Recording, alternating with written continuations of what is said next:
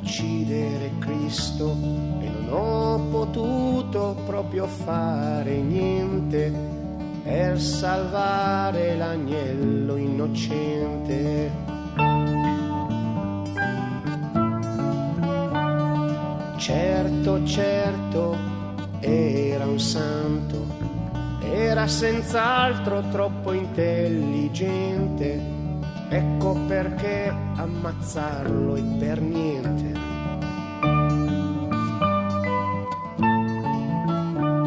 Il piccolo uomo l'ha assassinato per coprire la sua impotenza, la sua incapacità e la sua falsa coscienza.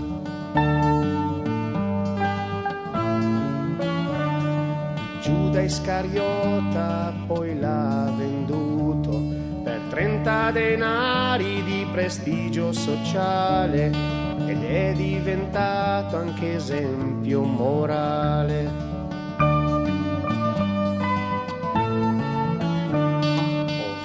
Ho visto uccidere Cristo e poiché sono pazzo, folle, un po' cretino, non riesco ad assolverne l'assassino.